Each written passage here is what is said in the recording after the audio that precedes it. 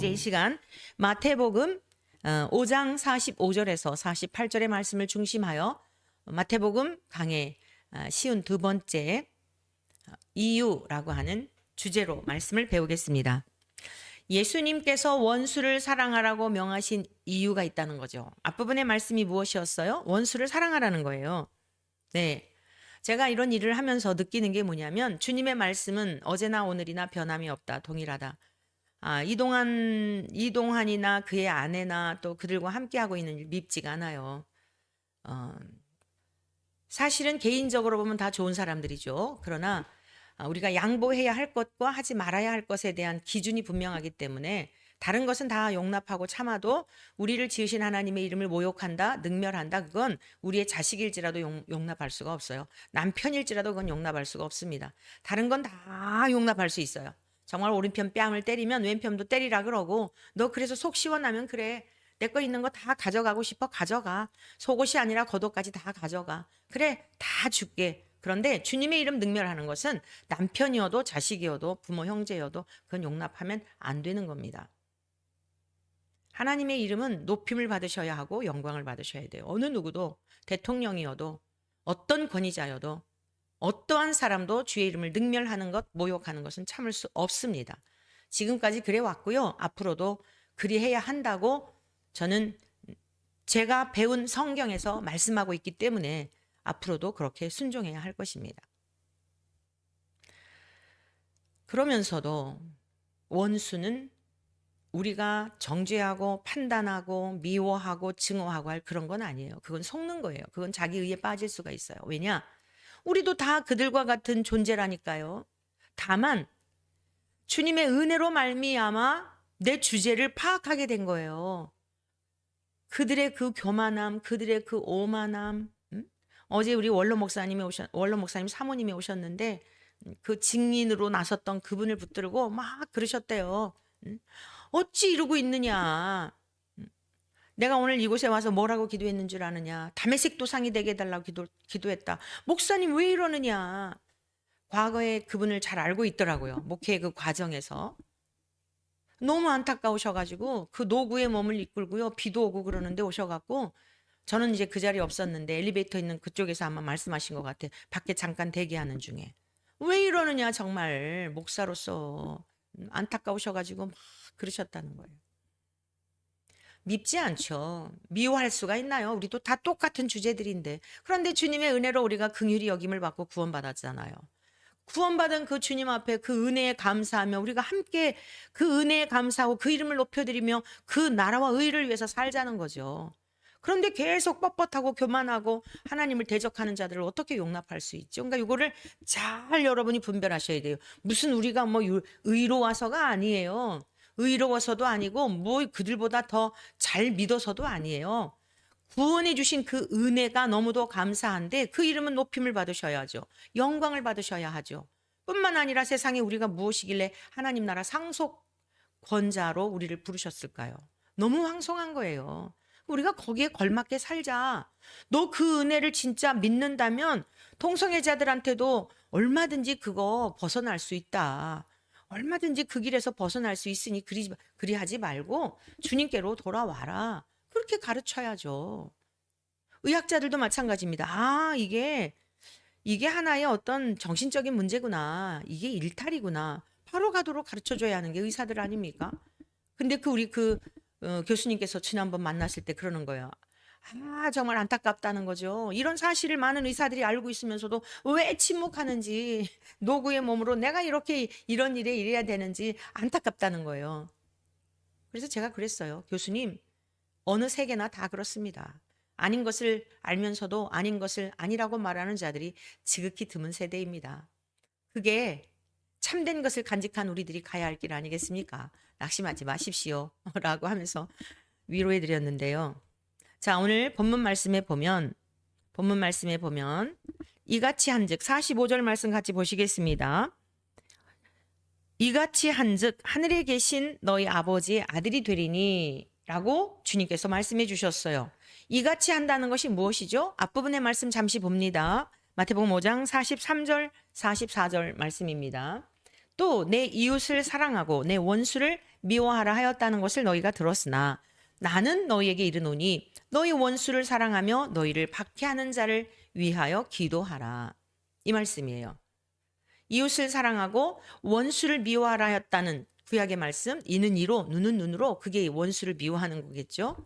그런데 나는 너희에게 이르노니 너의 눈을 빼갔다 그래가지고 그 사람의 눈을 도로 빼는 게 아니라 그가 필요하다고 하면 한쪽 눈까지도 줘. 이 말씀입니다. 그 인간의 힘으로 가능하겠어요? 안 되죠. 평생을 이를 갈며 어떻게 하면 내가 보복할까? 내 눈 실명하게 했는데 저 사람에게 어떻게 내가 복수할까? 이게 우리 모든 인간의 기본적인 생각 아니겠습니까? 그런데 우리 주님은 뭐라고 말씀하셔요? 나는 너에게 이르노니 너희 원수를 사랑하며 너희를 박해하는 자를 위하여 기도하라는 것이에요. 이렇게 할 때에 예수님께서 이미 보여주셨죠. 화평하게 하시기 위해서 하나님과 우리와의 원수된 관계를 하나 되게 하시고 화평하게 하시기 위하여 이 땅에 오셨죠. 화평하게 하는 자는 복이 있나니 그들이 하나님의 아들이라 일컬음을 받을 것이며, 화평하게 하는 자가 하나님의 아들이라 일컬음을 받는다는 거예요. 여러분, 하나님의 아들이라 일컬음을 받는 게 왜 중요한지 아십니까? 그것은 상속자이기 때문입니다. 아들이라야 상속을 받을 수 있는 것이에요. 종은 상속을 받을 수 없습니다. 마귀의 종노릇하고 죄의 종노릇하는 사람들은 하나님 나라를 상속을 받을 수가 없어요. 그런데 우리 주 예수 그리스도의 이름을 믿는 우리들, 예수 그리스도의 이름을 믿음으로 말미암아 구원을 얻었다는 것은 화평의 제물, 화목 제물이 되신 예수님으로 말미암아 그 죄의 값을 갚아주시는 속량의 은혜로 말미암아 구원을 받았어요. 그럼 저와 여러분들이 한 것은 뭐냐면 그 사실을 믿은 것밖에 없습니다. 이 믿음도 주님의 은혜예요. 그런데 이 믿음으로 말미암아 영접하는 자, 곧 그 이름을 믿는 자들에게는 하나님의 자녀가 되는 권세를 주셨으니, 이게 무슨 뜻이죠? 보호를 받습니다. 하나님의 자녀가 되었기 때문에 하나님의 보호를 받는 거예요. 우리 집안에 태어난 자녀들 보십시오. 오늘 우리 이제 오후에 손주가 유치원 졸업식을 한답니다. 그래서 또 가봐야 될 것 같아요. 오후에는 또 회의를 하러 가야 되는데 어찌 될지 모르겠어요. 아무튼. 자, 제가 다른 집 손주 아이 때문에 가는 거겠어요? 우리 집 아이 손주기 때문에 벌벌 떠는 거예요. 우리 집 자식이기 때문에 벌벌 떠는 거예요. 여러분, 영접하는 자, 곧 그 이름을 믿는 자에게는 하나님의 자녀가 되는 권세가 얼마나 엄청난 권세인지를 잊으시면 안 됩니다. 보호권이 있다는 거예요. 보호권. 하나님이 벌벌 떨으세요. 어디를 가든지 벌벌 떠세요. 하나님께서 우리를 또 힘들고 어려울 때 기가 막힌 방법으로 오셔가지고 어루만져 주시기도 하고, 어떤 때는 또 야단쳐 주시기도 하고, 누가 뭐라고 해서가 아니에요. 우리 안에 내주하시는 성령님을 통하여 죄에 대하여 찔림을 주시기도 하고, 난 더 이상 이제 못해요, 나는 이제 정말 아무것도 못해요 하고 쫙 포기하고 있을 때 기가 막힌 방법으로 하나님께 다시 또 돌이키게 하시고 그 일들을 감당하게 하시고, 놀라워요. 우리의 세포수 정도가 아닙니다. 우리의 100조개라 그러도 하고 60조개라고 하는데 우리의 세포의 저 숫자하고 비교도 안 될 정도로 다양한 방법으로 하나님은 우리를 위로해 주시고 권면하시고 때로는 책망하시고, 이게 아버지와 자녀의 관계성 속에서 이루어지는 일들입니다. 뿐만 아니라 자녀됨의 권세의 최상의 극에 달한 그 영광은 뭘까요? 상속자예요. 상속자. 워낙 우리들은 그렇게 부모님을 의지할 만한 것이 없어서 그럴 수 있겠지만, 여러분 생각지 않았는데 돈 10만 원, 돈 100만 원이라도 공돈 생기면 여러분 기분이 어때요? 나라에서 생각지도 않았는데 무슨 준다고 하니까 기분 어떠셨습니까? 그거 조금 받고 더 많이 세금을 내시는, 그건 뒷이야기하고 당장 나에게 공돈이 생기니까 기분이 좋지 않습니까? 여러분, 하나님 나라의 상속자라고 하는 것은 이 나라의 무슨 빌딩 정도 상속받는 정도가 아니에요. 궁궐, 저택을 상속받는 정도가 아닙니다. 영구한 그 나라, 이루 말할 수 없는 영광스러운 그 나라를 상속을 받는데요. 이게 실제가 되어야 해요. 그래야 세상의 것들이 부럽지 않은 거예요. 부러울 것도 없고 겁날 것도 없고 오직 한 가지, 우리 주님의 기쁨이 되는 소망을 갖고 살아가게 되는 거예요. 자유한 삶을 살 수 있는 거예요. 우리가 권력을 좋아하고 명예를 좋아하고 총선이 다가오니까 막 그러죠. 올해 또 우리 감리교단의 감독회장 감독님들 선거가 있잖아요. 뭐 열심히들 또 내가 감독이 되면 무엇을 하겠다 뭐 이러시겠죠. 내가 감독회장이 되면 그러시겠다 그러겠죠. 정말 사명을 위해서 주님의 나라와 주님의 의와 주님의 명예와 주님의 영광을 위해서 이동환 사건 같은 거 이런 거 있을 때 감독회장의 권위를 가지고 감독들 딱 소집해 갖고 여러분 이렇게까지 3, 4년 동안 질질 끌 일이 아니에요. 정말 이게 또 이런 얘기하면 자꾸 열불이 나는데 감독회장이라면 이 문제가 탁 터졌을 때 감독들 있잖아요. 감독들을 소집을 해가지고 우리 감리교회에는 성경을 준수하고 교리와 장정이 있고 한데 이 문제가 이렇게 대외적으로 이렇게 해도 되겠느냐. 이거 조사해봐라. 그것도 절차가 있잖아요. 각 연회 감독에게 이 문제에 대해서 조사해봐라. 그 연회에 속한 또 지방회가 있잖아요. 감리사님에게 불러가지고 너 어떡할 거냐. 이런 문제를 했는데 너 공개적으로 사과를 해라. 이게 이렇게 재판까지 올 일입니까? 그러면서 무슨 또 자꾸들 감독님 되고 감독회장님 되고 그 길을 간다면 누구를 뭐를 해야 되겠어요. 어제 기자회견을 하면서 어떤 분이 질문을 하더라고요. 한국 교회에 소망이 있습니까? 그러면서 그분도 장로님 아들이래요. 내가 나중에 제가 이제 기자회견 끝나고 나서 그 사석이죠. 이쪽에 와서 이제 담소를 나누는 중에 뭐 하나님은 사랑인데 북한에 있는 동포들도 사랑하고 김정은이도 다 하나님이 사랑하시고 다 그러는 건데 아, 왜 그렇게 나누고 그러냐. 기가 막혀가지고. 그래서 제가요 그분 교회 안 다니는 줄 알고 선생님 제가 하나 질문하겠습니다. 자, 환자가 몸이 아파서 병원에 왔는데요. 그 환자의 아픈 부위를 의사가 꼭꼭 찌르면 아프거든요. 근데 그거 아픈 거 생각해가지고 그냥 얘기만 듣고 그냥 뭐 그리고 또 의사가 딱 보니까 수술해야 되는데 수술할 때 아플 것 같아가지고 그냥 뭐 괜찮아요. 당신은 그냥 그대로 살아야죠. 이게 진짜 의사입니까?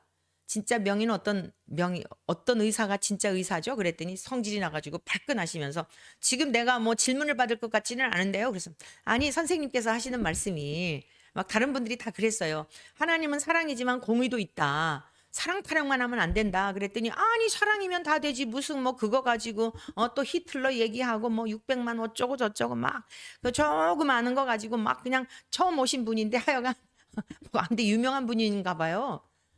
그래서 나중에 제가 선생님이라 그랬거든요. 그랬더니 나중에 알고 보니까 목사님의 아들에다 장로님이라는 거예요. 사실은 일부러 제가 그래서 큰 소리로 그랬어요. 아 그래요? 교회 안 다니시는 분인 줄 알았죠. 이랬죠. 일부러 들으라고. 여러분 이게 지금 우리 대한민국 교회의 현실이에요. 그뭐 감리교 그러면서 절 보고 무슨 뭐 동창들이 누가 있냐. 지금 동창이 여기서 왜 중요해? 민망하니까 피해 가려고 엉뚱한 소리. 거기에 상황에 전혀 맞지도 않는 얘기를 하면서 나중에는 이제 민망하니까 그러더라고요. 안 믿는 분인 줄 알았어요. 그래서 제가 좀 말씀드리려고 그랬죠. 그러고 말하죠. 여러분 목사의 아들이면 뭡니까? 그렇게 해가지고 장로가 돼서 평생을 그리고 지금까지 절대 그저 1번 찍는 거 1번 다수당 지금 현재 다수당 야당 한 번도 평생 바뀐 적이 없다는 거예요. 그러세요? 야, 네 아무튼 우리가 하나님의 자녀됨의 권세가 있다면요 세상의 것들 탐할 게 없어요. 다 지나가는 건데 그 명예는 무엇이고 권력은 무엇일까요? 하나님의 자녀됨의 권세보다 더한 권세가 없습니다. 자, 그래서 하나님이 원수까지도 사랑하시라는 그 이유가 뭐냐? 첫째, 하나님의 상속자가 되었다는 거예요. 그것이면 충분하지 않냐? 그러니 원수까지 사랑해라 이 뜻이고요. 두 번째, 하나님이 원수에게도 자비를 베푸시기 때문이에요. 마태복음 5장 45절 말씀 같이 보실까요? 이같이 한즉 하늘에 계신 너희 아버지의 아들이 되는 이는 하나님이 그 해를 악인과 선인에게 비추시며 비를 의로운 자와 불의한 자에게 내려주심이라. 제가 아침 방송하면서 여러분들에게 몇 번 말씀드린 기억이 나는데요.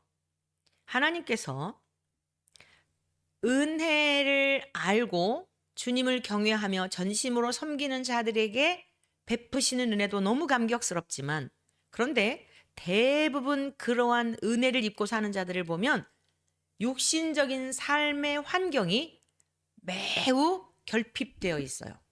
자, 잘 들으세요. 정말 하나님의 은혜로 내가 구원받았구나. 어머나 세상에, 나 같은 인생을 왜 구원해 주셨지? 복음이 실제가 되어서 나의 인격과 하나가 되어 주님 안에서 누림의 삶을 살아가는 신실한 그리스도인, 하나님 나라를 유업으로 이을 상속자가 된 하나님의 자녀들의 삶을 보면 대부분 그 고백을 하는 분들의 그 진심, 입으로만 하는 게 아니라 진심, 삶으로, 생활로, 전 존재적으로 그게 보여지거든요. 성도들일지라도 신실하고 거짓됨이 없고 충성스럽고 보여지거든요. 우리 교회 성도님들을 보면 그래요. 그걸 느낄 수가 있어요. 그런데 그분들의 삶을 보면 어때요? 그렇게 육신적으로 자랑할 만한 그런 환경은 아니다. 그런 이야기예요. 무슨 건물주이거나 무슨 뭐 세상에서 뭐 돈을 뭐 부모님에게 뭐 유산을 받아서 뭘 그 뭐 소망이 있거나 전혀 아니에요. 매일매일 매달 매달 하나님의 은혜로 살아갈 수밖에 없는 환경인 분들이 많아요. 대부분 우리 교회 교우들만이 아니라 제 주변에 있는 목회자들도 정말 이렇게 보면 신실한 목회자들이 있거든요. 그분들도 보면 실제 그 내면을 들여다보면 아주 열악해요. 환경이.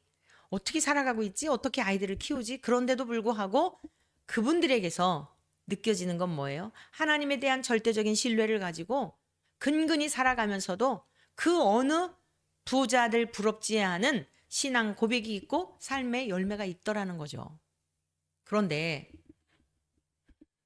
진짜 제가 감동받은, 하나님의 사랑에 대하여 감동받고 하나님의 사랑에 대하여 막 정말 마음이 막 저릿한 게 뭐냐면, 다 주셨는데, 아니 넘치고 넘치고 세상으로 흘러가도록 주셨는데도 하나님을 경외하지 않는 자들에 대한 하나님의 자비하심이에요. 제가 그 세계적인 부호들 거의 다 무신론자들이거든요. 하나님을 대적하고 자기들이 신이 되어 사는 자들이에요. 워런 버핏, 빌 게이츠, 뭐 부자들은 그냥 그 정도만 알아요. 테슬라의 뭐 여러분, 이 사람들 다 무신론자들이에요.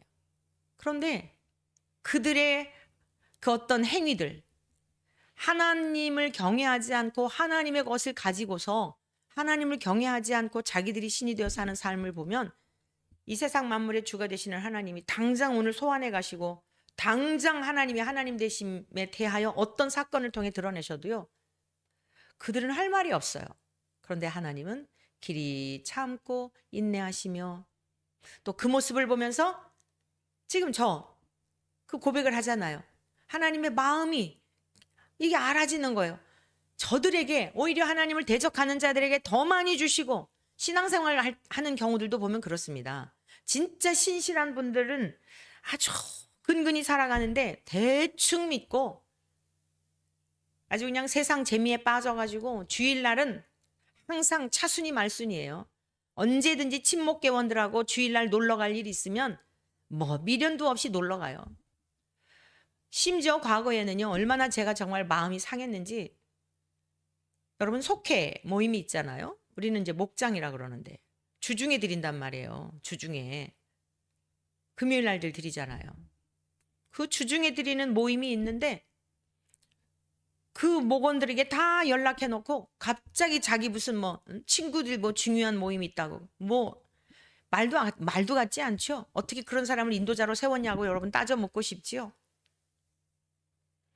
결국엔 못 견디더라고요. 못 견뎌요.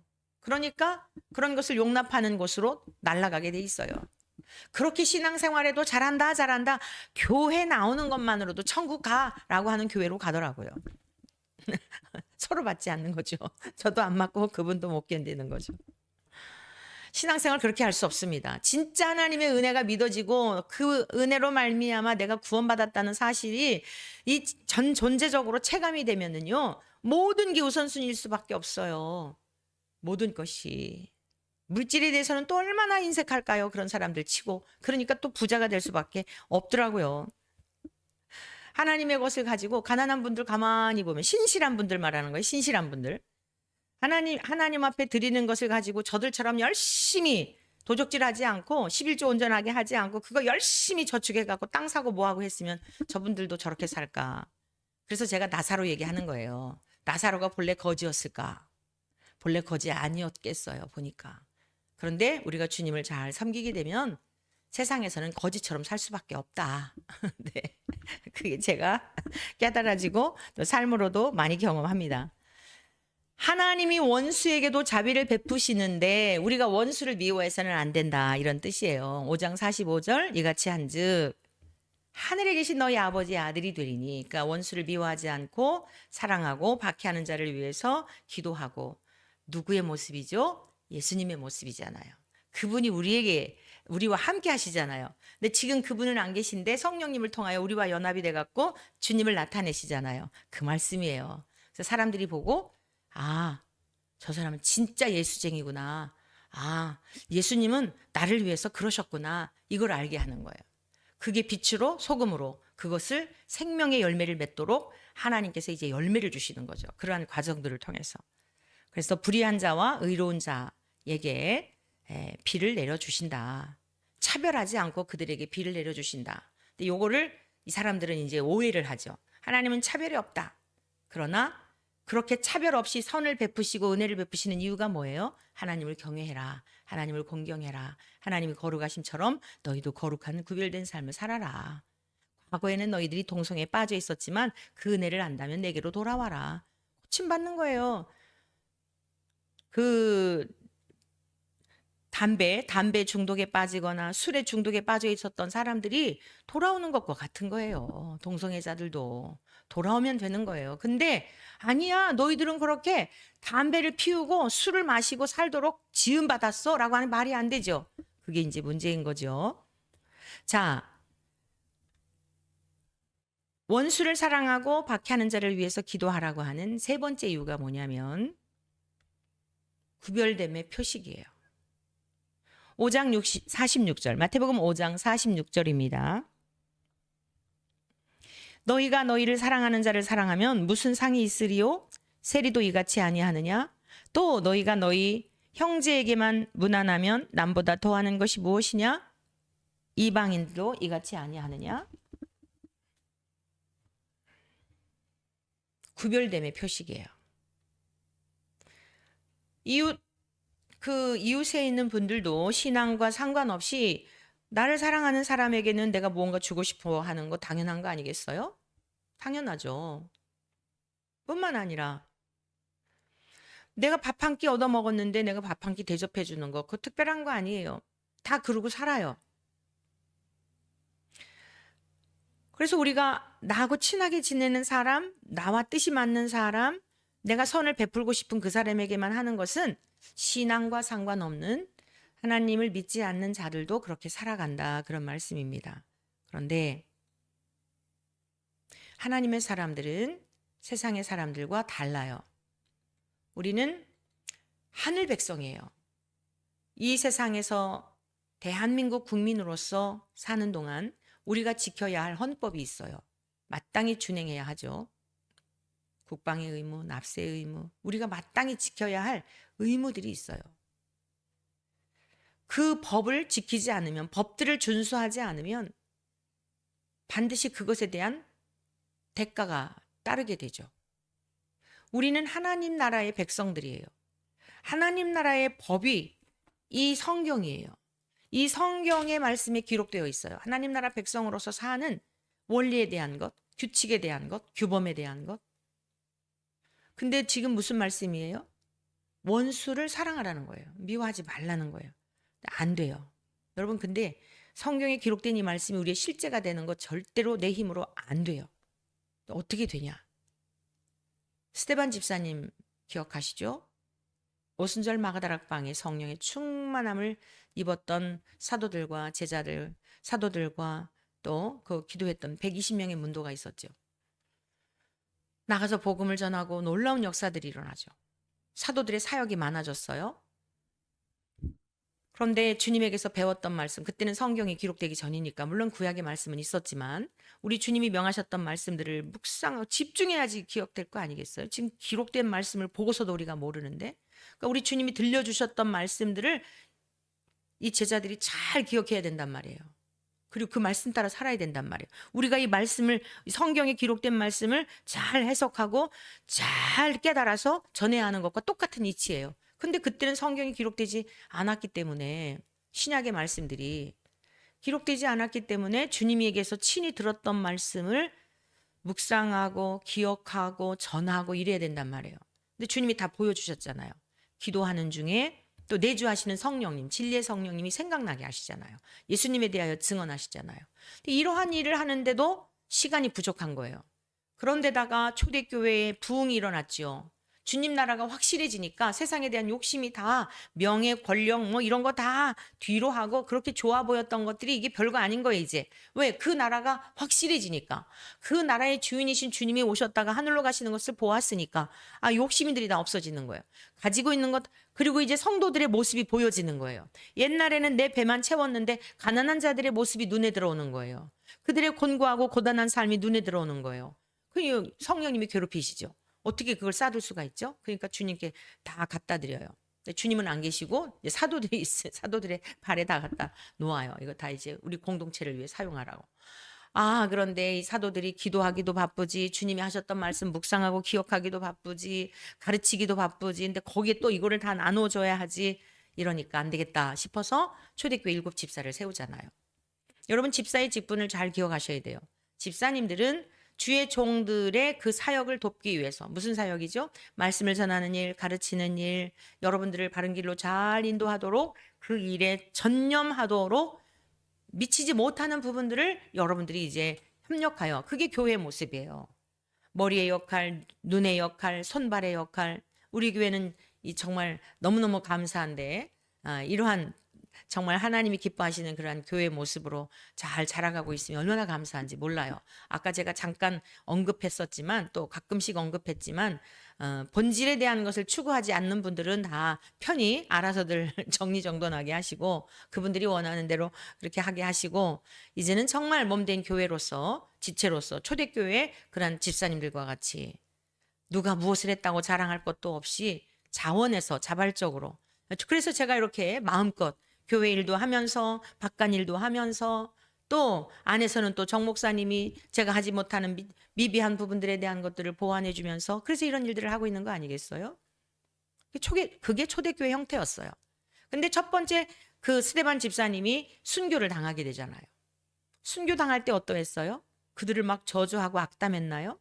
오늘 주님이 가르쳐 주신 이 말씀대로 그렇게 산 거예요. 원수들을 위해서 기도하고 얼굴이 해같이 빛나게 되고. 이거는 불가능한 말씀이 아닙니다. 하나님 나라 백성이라고 한다면 그 나라가 확실히 존재하고 내가 그 나라에 곧 이르게 될 것이라고 하는 것을 믿게 된다면, 우리가 이렇게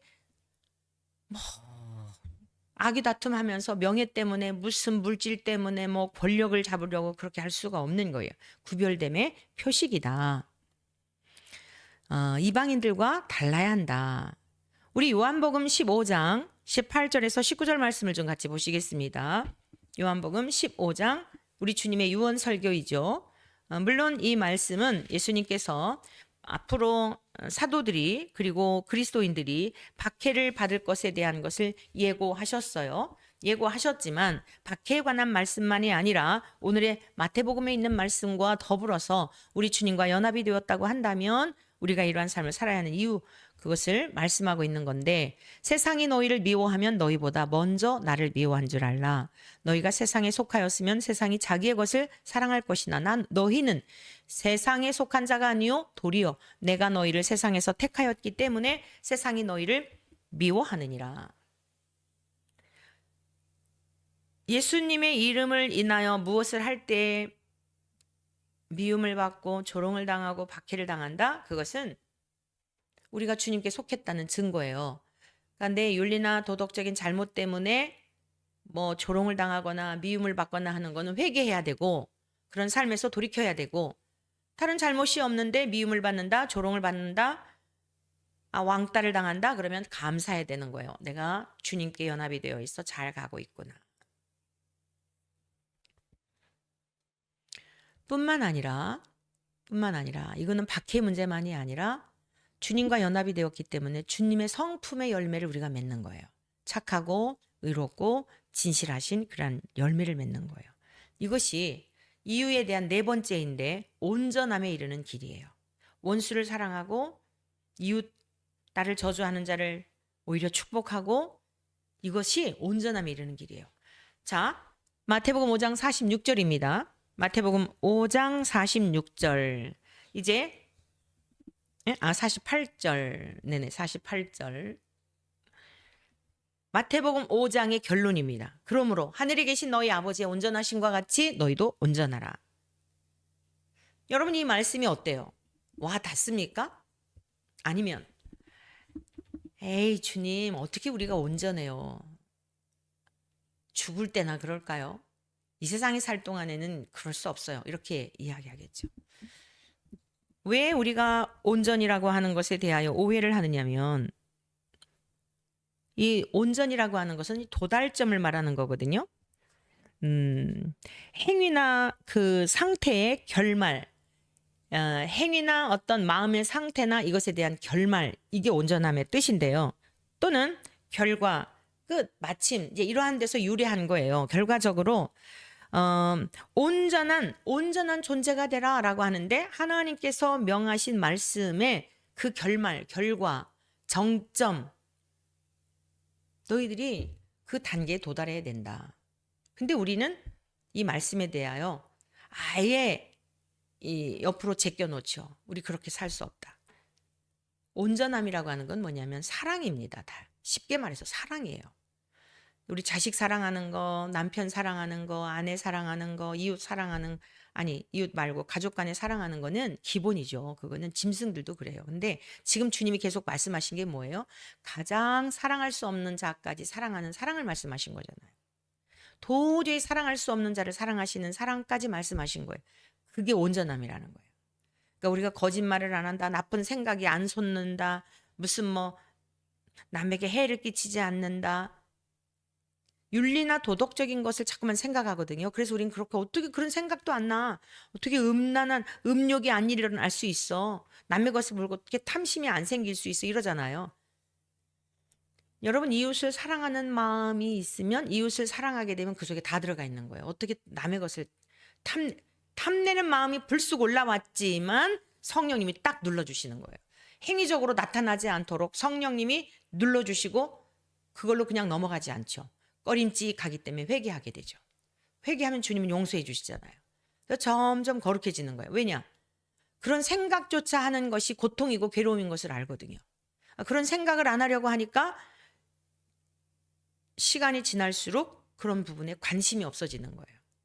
거룩을 열망하게 되고 주님을 닮고 주님이 맺은 열매를 맺고 싶고 이러한 마음들을 하다 보니까 주님이 사셨던 그 삶을 우리도 살아내게 되는 겁니다. 그래서 원수까지도 사랑하라라고 명하신 것은 온전함에 이르는 길이기 때문입니다. 말씀을 맺도록 하겠습니다. 원수까지 사랑하라 하신 말씀 이유가 있는 거예요. 하나님의 상속자다. 너희들 이 세상에서 그런 것 때문에 마음 상해하지 마라. 다 지나가는 거야. 하나님이 그들에게도 자비를 베푸셔. 돌아오기를 기다리고 계셔. 네가 그렇게 하면 어떡해. 근데 네가 사랑함으로 내 마음을 좀 그들에게 전해주어서 그들을 내게로 좀 돌이키면 안 되겠니? 오히려 기대감이 있는 거예요. 그러니까 여러분을 힘들게 하는 그들을 위해서 축복하고 원수까지도 우리 힘으로는 안 되지만 사랑할 때 저 사람들은 진짜 예수쟁이야. 구별됨의 표식이라는 거죠. 뿐만 아니라 온전함에 이르는 길이다. 우리 주님이 온전하셨던 것처럼 우리도 그러한 삶을 살아냄으로 말미암아 사람들이 볼 때 나도 예수를 믿어야 되겠다. 예수 믿는 삶은 저렇게 자유롭구나. 저렇게 자유한 삶을 살게 되는구나. 참 좋아 보인다. 행복해 보인다. 나도 살아야지. 그런 삶을 살아야지. 오늘 저와 여러분 모두 주님의 말씀에 순종함으로 말미암아 주님이 우리에게 지키기 어려운 말씀을 명하신 이 이유가 무엇인지를 배웠으니 그에 합당한 삶을 살아내는 우리 모두 되시길 주의 이름으로 축복합니다.